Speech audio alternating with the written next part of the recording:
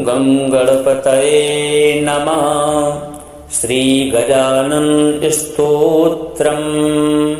प्रिय भक्तों, श्री गजानन स्तोत्र एक तीव्र गणेश भक्ति प्राप्ति स्तोत्र है।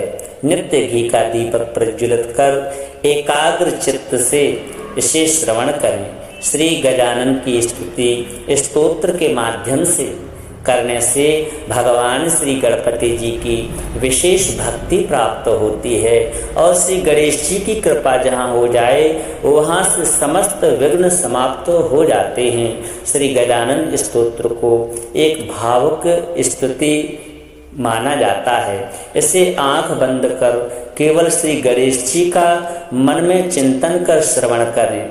ऐसे ही गुप्त और रहस्यमय स्तोत्र, स्तुति, सप्तक, अष्टक हम आपके लिए लेकर आते रहते हैं। इसलिए हमारे इस भक्ति पथ चैनल के लिए सब्सक्राइब अवश्य करें। वीडियो यदि पसंद आए तो दिल से लाइक करें और यदि आप भी भगवान श्री गजानन की कृपा प्राप्त करना चाहते हैं तो कमेंट में जय श्री गणेश जी महाराज अवश्य लिखें। आइए प्रारंभ करते हैं। श्री गजानन स्तोत्रम। विदेह रूपम भवबंधहारम सदा सनिष्ठम सुसुख प्रदत्तम अमेय सांख्येन च लक्ष्मीशं गजाननं भक्तियुतं भजामः।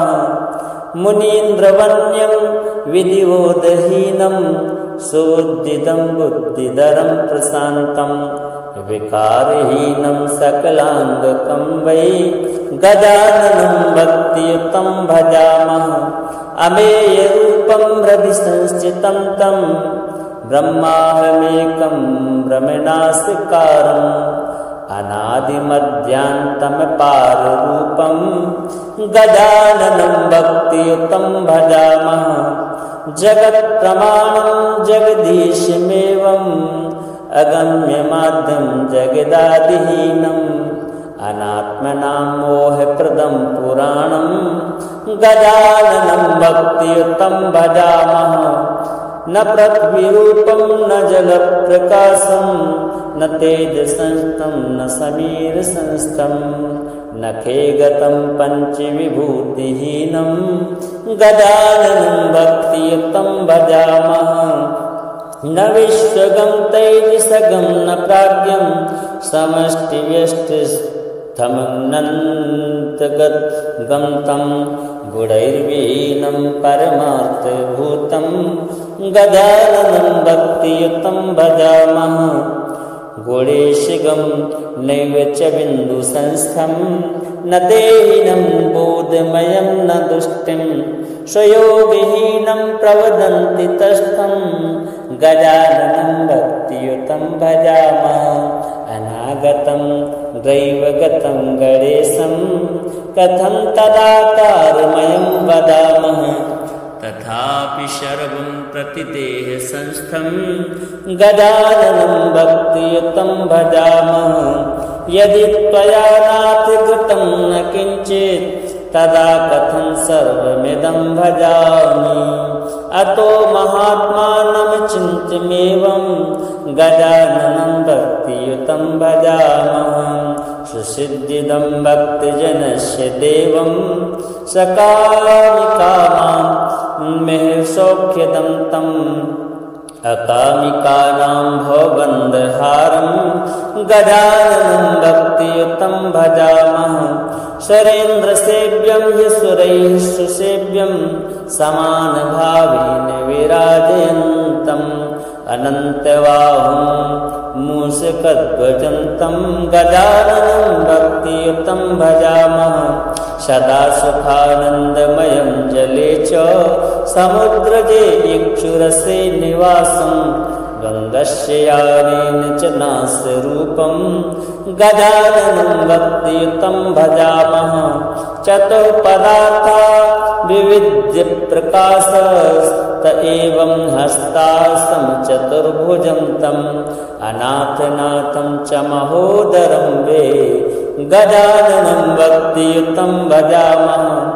महाकुमारूढं कालकालं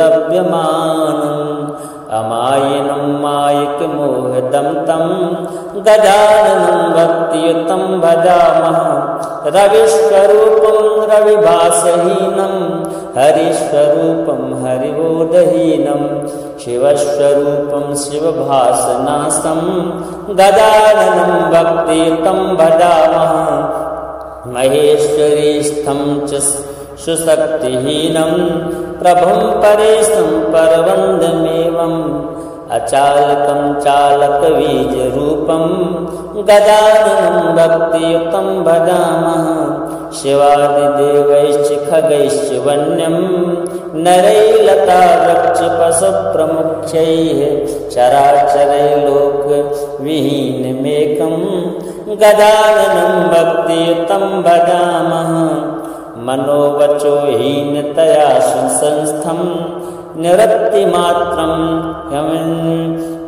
मजमव्ययन्तं तथापि देवं पुरुषंस्थितं तं गजाननं भक्तियुतं भजामः वयं सुधन्या गणपस्तवेव न तथैव मर्त्या चनितस्तथैव गणेशरूपाय कृतास्त्वया तं गजाननं भक्तियुतं भजामः गजास्य बीजं प्रवदन्ति वेदास् तदेव चिह्नेन च योगिनस्त्वां गच्छन्ति तेनैव गजाननं त्वां गजाननं भक्तियुतं भजामः पुराणवेदाः शिवविष्णुकाद्याः शुक्रादयो ये गणपस्तवे वै विकुण्ठिताः किं च वयं स्तुवीमो गजाननं भक्तियुतं भजामः विदेहरूपं भवबन्धहारं सदा सनिष्ठं सुसुखप्रदत्तम् अमेयसाङ्ख्येन च लक्ष्मीशं गजाननं भक्तियुतं भजामः मुनीन्द्रवन्यं विधिवोदहीनं सुबुद्धिदं बुद्धिधरं प्रशान्तं विकारहीनं सकलाङ्गकं वै गजाननं भक्तियुतं भजामः अमेयरूपं हृदिसंस्थितं तं ब्रह्माहमेकं भ्रमणास्कारम् अनादिमध्यान्तमपाररूपं गजाननं भक्तियुतं भजामः जगत्प्रमाणं जगदीशमेवम् अगम्यमाद्यं जगदादिहीनम् अनात्मनां मोहप्रदं पुराणं गजाननं भक्तियुतं भजामः न पृथ्वीरूपं न जलप्रकाशं न तेजसंस्थं न समीरसंस्थं न खेगतं पञ्चविभूतिहीनं गजाननं भक्तियुतं भजामः न विश्वगं तैजसगं न प्राज्ञं समष्टिव्यष्टिस्थमनन्तगतं तं गुणैर्विहीनं परमार्थभूतं गजाननं भक्तियुतं भजामः गुणेशगं नैव च बिन्दुसंस्थं न देहिनं बोधमयं न दुष्टिं स्वयोगहीनं प्रवदन्ति तस्थं गजाननं भक्तियुतं भजामः अनागतं दैवगतं गणेशं कथं तदाकारमयं वदामः तथापि सर्वं प्रतिदेहसंस्थं गजाननं भक्तियुतं भजामः यदि त्वया नातिकृतं न किञ्चित् तदा कथं सर्वमिदं भजामि अतो महात्मानं चिन्त्यमेवं गजाननं भक्तियुतं भजामः सुसिद्धिदं भक्तजनस्य देवं सकामिकामां मेहसौख्यदं तम् अकामिकानां भवबन्धहारं गजाननं भक्तियुतं भजामः सुरेन्द्रसेव्यं यशुरैः सुसेव्यं समानभावेन विराजयन्तम् अनन्तबाहुं मूषकध्वजन्तं गजाननं भक्तियुतं भजामः सदा सुखानन्दमयं जले च समुद्रजे इक्षुरसे निवासं गन्धस्य यानेन च नासरूपं गजाननं भक्तियुतं भजामः चतुःपदार्था विविध्य प्रकाशस्त एवं हस्तासं चतुर्भुजं तम् अनाथनाथं च महोदरं वे गजाननं भक्तियुतं भजामः महाकुमारूढं कालकालं विदेह योगेन च लभ्यमानम् अमायिनं मायिकमोहदं तं गजाननं भक्तियुतं भजामः रविस्वरूपं रविभासहीनं हरिस्वरूपं हरिबोधहीनं शिवस्वरूपं शिवभासनासं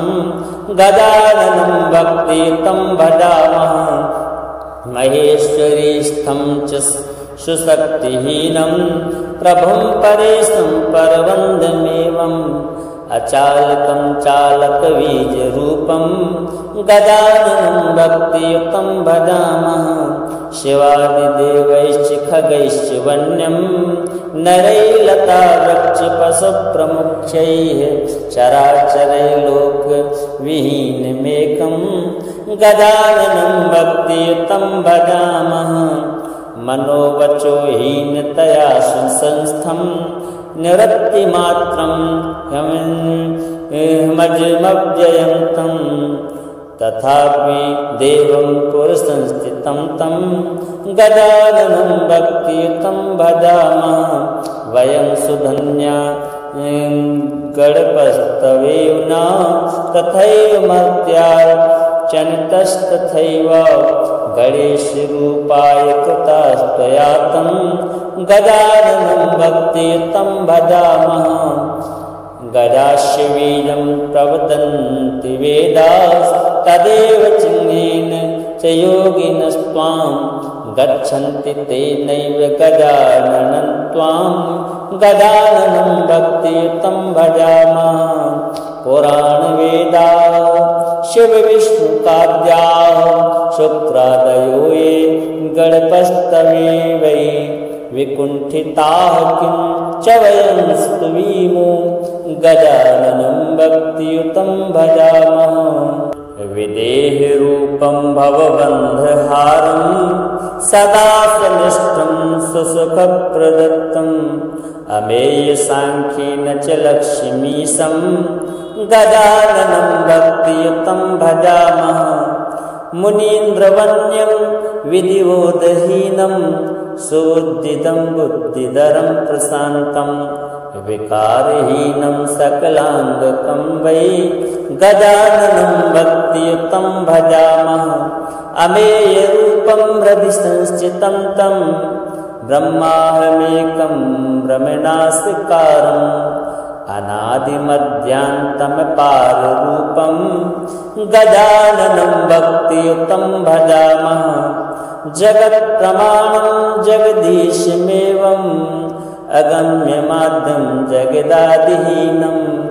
अनात्मनां मोहप्रदं पुराणं गजाननं भक्तियुतं भजामः न पृथ्वीरूपं न जलप्रकाशं न तेजसंस्थं न समीरसंस्थं न खेगतं पञ्चविभूतिहीनं गजाननं भक्तियुतं भजामः न विश्वगं तेजसगं न प्राज्ञं समष्टिव्यष्टिस्थमनन्तगतं तं गुणैर्विहीनं परमार्थभूतं गजाननं भक्तियुतं भजामः गुणेशगं नैव च बिन्दुसंस्थं न देहिनं बोधमयं न दुष्टिं स्वयोगहीनं प्रवदन्ति तस्थं गजाननं भक्तियुतं भजामः अनागतं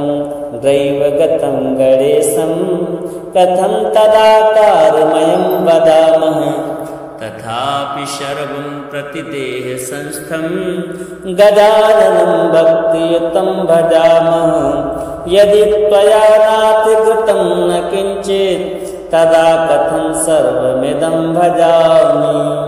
अतो महात्मानं चिन्त्यमेवं गजाननं भक्तियुतं भजामः।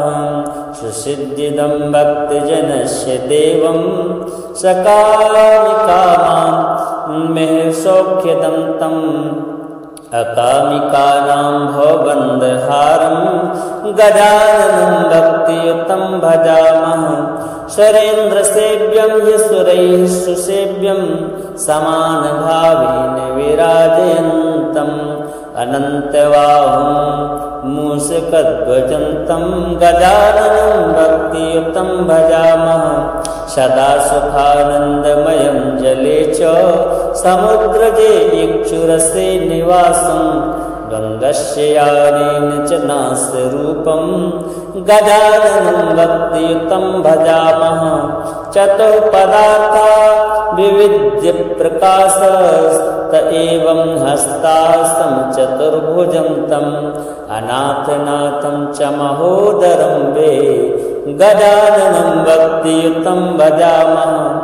महाकुमारूढं कालकालं विदेहयोगेन च लभ्यमानम् अमायिनं मायिकमोहदं तं गजाननं भक्तियुतं भजामः। रविस्वरूपं रविभासहीनं हरिस्वरूपं हरिबोधहीनं शिवस्वरूपं शिवभासनासं गजाननं भक्तियुतं भजामः।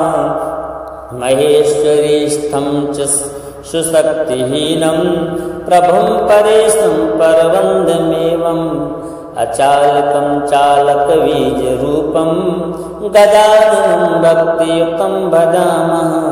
शिवादिदेवैश्च खगैश्च वन्यं नरैर्लता वृक्षपशुप्रमुख्यैः चराचरैर्लोकविहीनमेकं गजाननं भक्तियुतं भजामः। मनोवचोहीनतया संस्थं निरतिमात्रं मजमव्ययन्तं तथापि देवं पुरसंस्थितं तं गजाननं भक्तियुतं भजामः। वयं सुधन्या गणपस्तवेव न तथैव मर्त्या चनितस्तथैव गणेशरूपाय कृतास्त्वया तं गजाननं भक्तियुतं भजामः।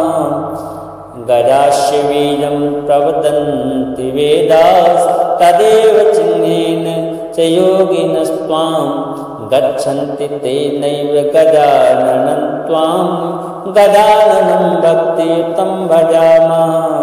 पुराणवेदा शिवविष्णुकाद्या शुक्रादयो ये गणपस्तवे वै विकुण्ठिताः किं च वयं स्तुवीमो गजाननं भक्तियुतं भजामः।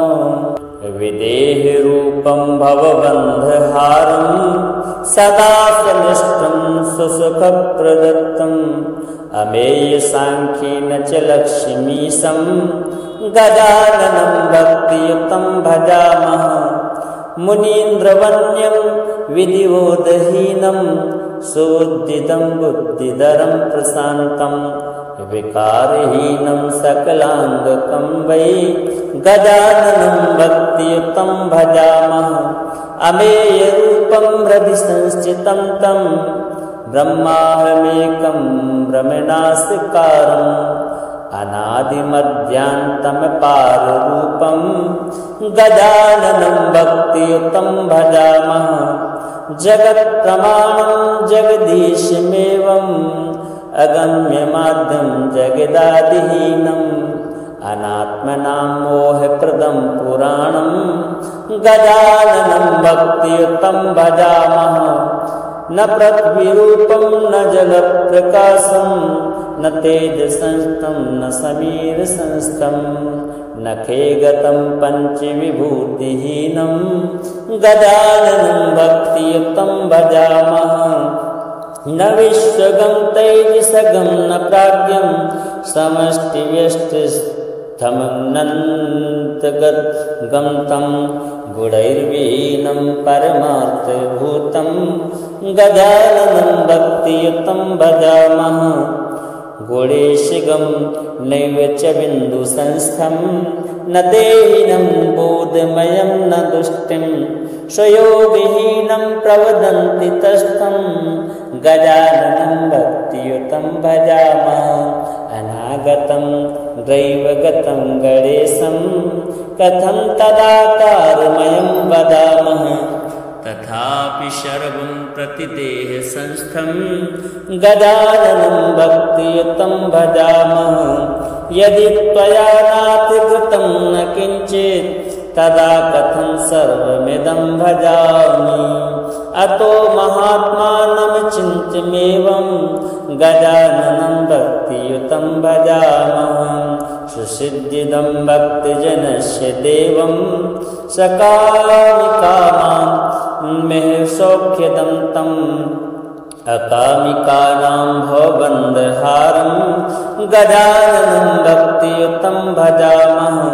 सुरेन्द्रसेव्यं ह्यसुरैः सुसेव्यं समानभावेन विराजयन्तम् अनन्तबाहुं मूषकध्वजन्तं गजाननं भक्तियुतं भजामः। सदा सुखानन्दमयं जले च समुद्रजे इक्षुरसे निवासं गङ्गस्य यानेन च नासरूपं गजाननं भक्तियुतं भजामः। चतुःपदार्था विविध्य प्रकाशस्त एवं हस्तासं चतुर्भुजं तम् अनाथनाथं च महोदरं वे गजाननं भक्तियुतं भजामः। महाकुमारूढं कालकालं विदेहयोगेन च लभ्यमानम् अमायिनं मायिकमोहदं तं गजाननं भक्तियुतं भजामः।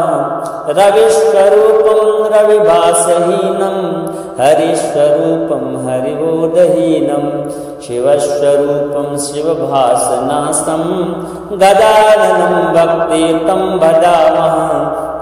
महेश्वरीस्थं च सुशक्तिहीनं प्रभुं परेशं परवन्दमेवम् अचालकं चालकबीजरूपं गजाननं भक्तियुतं भजामः।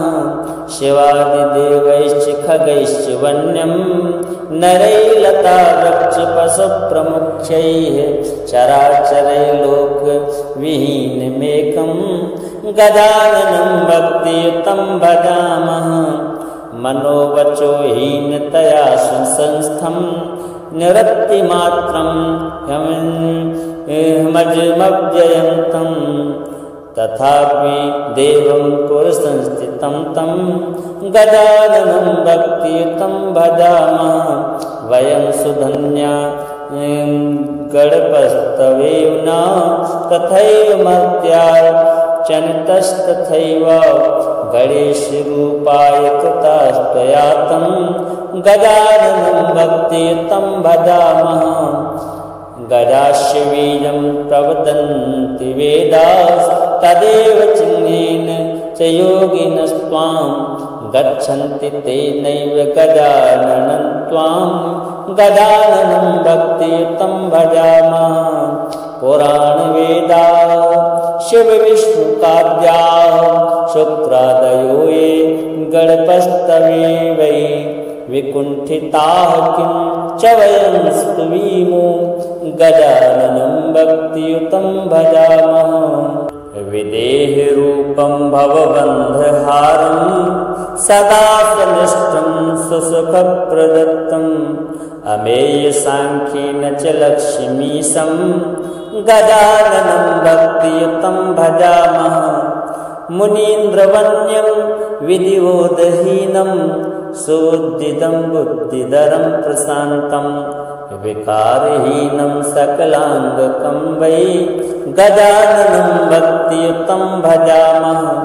अमेयरूपं रविसंस्थितं तं ब्रह्माहमेकं ब्रह्मणास्कारं अनादिमध्यान्तमपाररूपं गजाननं भक्तियुतं भजामः। जगत्प्रमाणं जगदीशमेवम् अगम्यमाद्यं जगदादिहीनम् अनात्मनां मोहप्रदं पुराणं गजाननं भक्तियुतं भजामः।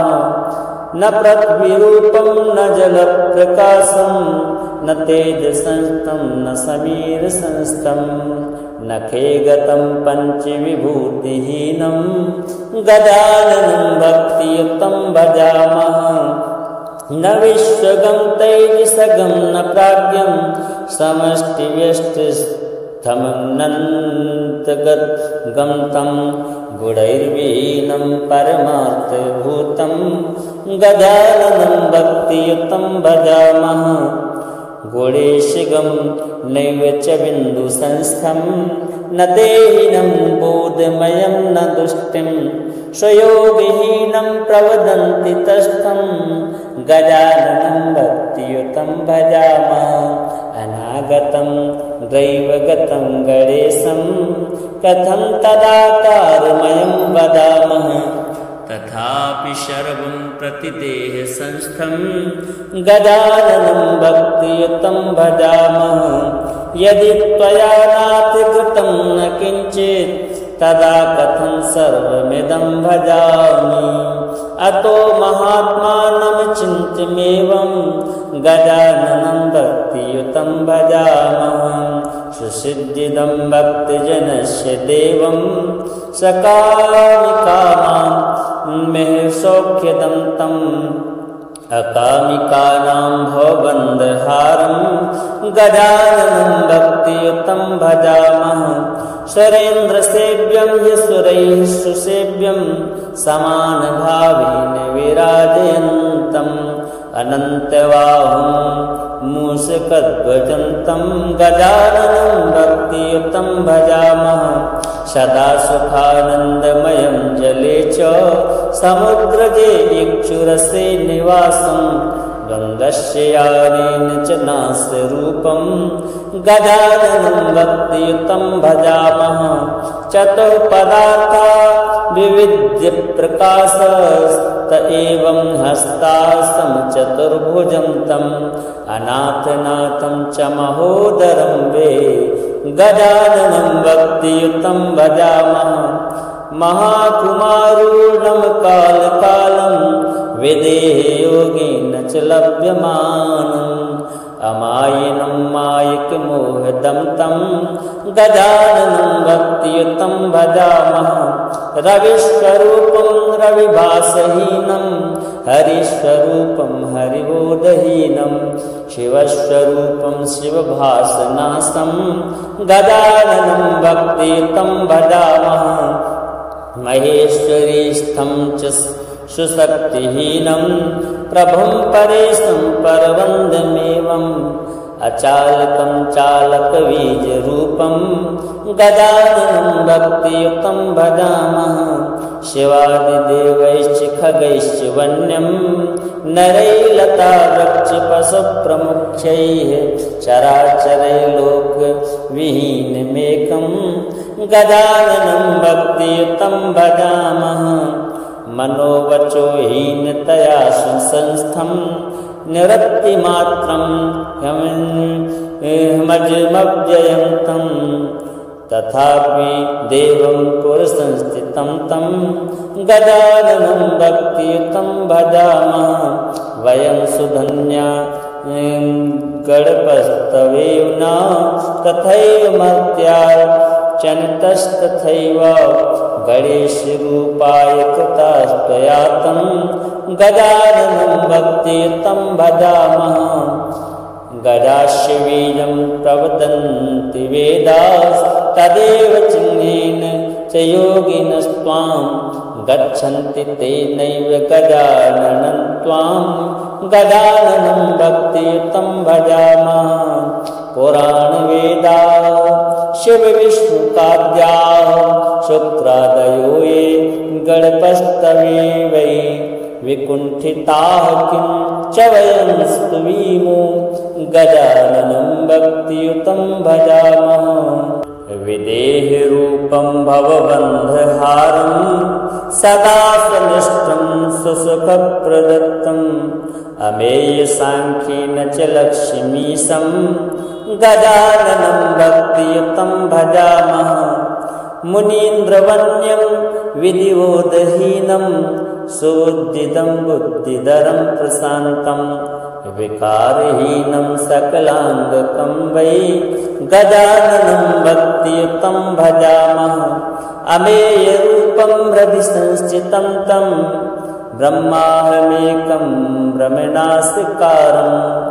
अनादिमध्यान्तमपाररूपं गजाननं भक्तियुतं भजामः जगत्प्रमाणं जगदीशमेवम् अगम्यमाद्यं जगदादिहीनम् अनात्मनां मोहप्रदं पुराणं गजाननं भक्तियुतं भजामः न पृथ्वीरूपं न जलप्रकाशं न तेजसंस्थं न समीरसंस्थं न खेगतं पञ्चविभूतिहीनं गजाननं भक्तियुतं भजामः न विश्वगं तैजसगं न प्राज्ञं समष्टिव्यष्टिस्थमनन्तगतं तं गुणैर्विहीनं परमार्थभूतं गजाननं भक्तियुतं भजामः गुणेशगं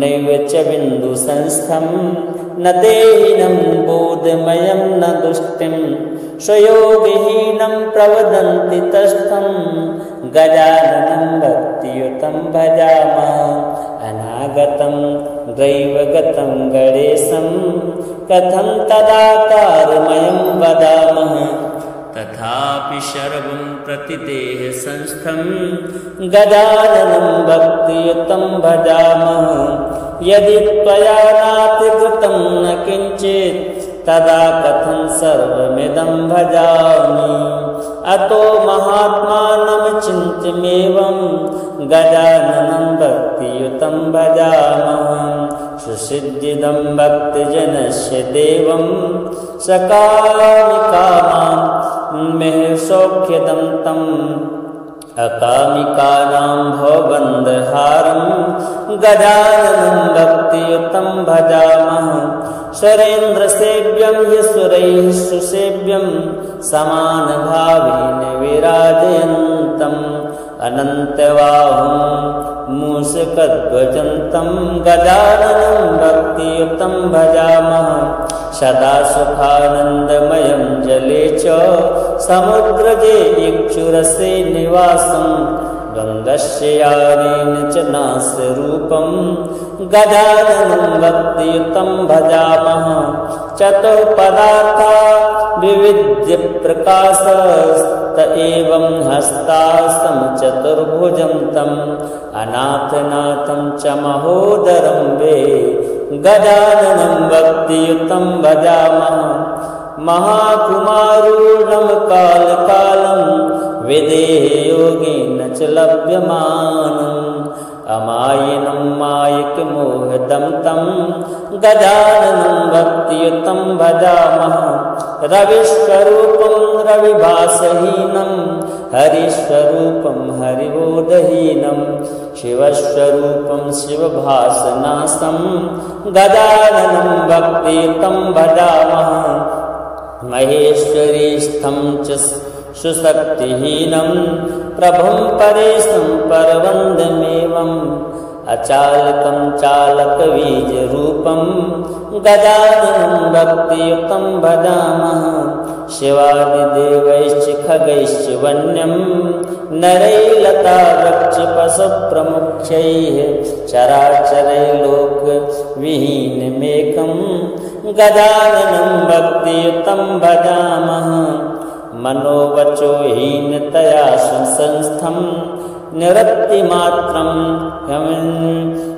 मजमव्ययन्तं तथापि देवं पुरसंस्थितं तं गजाननं भक्तियुतं भजामः वयं सुधन्या गणपस्तवेव न तथैव मर्त्यार्चनितस्तथैव गणेशरूपाय कृतास्त्वया तं गजाननं भक्तियुतं भजामः गजास्य बीजं प्रवदन्ति वेदास् तदेव चिह्नेन च योगिनस्त्वां गच्छन्ति तेनैव गजाननं त्वां गजाननं भक्तियुतं भजामः पुराणवेदाः शिवविष्णुकाद्याः शुक्रादयो ये गणपस्तवे वै विकुण्ठिताः किं च वयं स्तुवीमो गजाननं भक्तियुतं भजामः विदेहरूपं भवबन्धहारं सदा स्वनिष्ठं सुसुखप्रदत्तम् अमेयसाङ्ख्येन च लक्ष्मीशं गजाननं भक्तियुतं भजामः मुनीन्द्रवन्यं विधिवोदहीनं सुबुद्धिदं बुद्धिधरं प्रशान्तं विकारहीनं सकलाङ्गकं वै गजाननं भक्तियुतं भजामः अमेयरूपं हृदि संस्थितं तं ब्रह्माहमेकं ब्रह्मणास्विकारम् अनादिमध्यान्तमपाररूपं गजाननं भक्तियुतं भजामः जगत्प्रमाणं जगदीशमेवम् अगम्यमाद्यं जगदादिहीनम् अनात्मनां मोहप्रदं पुराणं गजाननं भक्तियुतं भजामः न पृथ्वीरूपं न जलप्रकाशं न तेजसंस्थं न समीरसंस्थं न खेगतं पञ्चविभूतिहीनं गजाननं भक्तियुतं भजामः न विश्वगं तेजसगं न प्राज्ञं समष्टिव्यष्टिस्थमनन्तगतं तं गुणैर्विहीनं परमार्थभूतं गजाननं भक्तियुतं भजामः गुणेशगं नैव च बिन्दुसंस्थं न देहिनं बोधमयं न दुष्टिं स्वयोगहीनं प्रवदन्ति तस्थं गजाननं भक्तियुतं भजामः अनागतं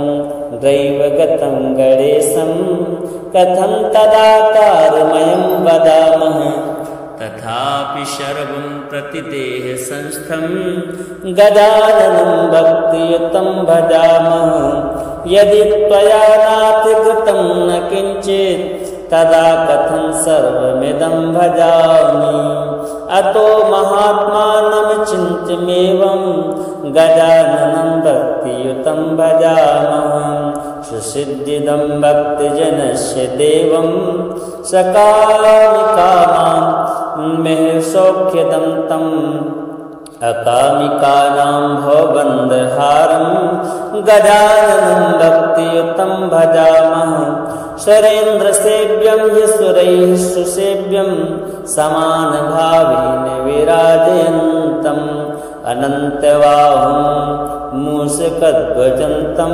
गजाननं भक्तियुतं भजामः सदा सुखानन्दमयं जले च समुद्रजे इक्षुरसे निवासं गङ्गस्य यानेन च नास्यरूपं गजाननं भक्तियुतं भजामः चतुःपदार्था विविध्य प्रकाशस्त एवं हस्तासं चतुर्भुजं तम् अनाथनाथं च महोदरं वे गजाननं भक्तियुतं भजामः महाकुमारूढं कालकालं विदेहयोगेन च लभ्यमानम् अमायिनं मायिकमोहदं तं गजाननं भक्तियुतं भजामः रविस्वरूपं रविभासहीनं हरिस्वरूपं हरिबोधहीनं शिवस्वरूपं शिवभासनासं गजाननं भक्तियुतं भजामः महेश्वरीस्थं च सुशक्तिहीनं प्रभुं परेशं परवन्दमेवम् अचालकं चालकबीजरूपं गजाननं भक्तियुतं भजामः शिवादिदेवैश्च खगैश्च वन्यं नरैर्लता वृक्षपशुप्रमुख्यैः चराचरैर्लोकविहीनमेकं गजाननं भक्तियुतं भजामः मनोवचो हीनतया संस्थं निरतिमात्रं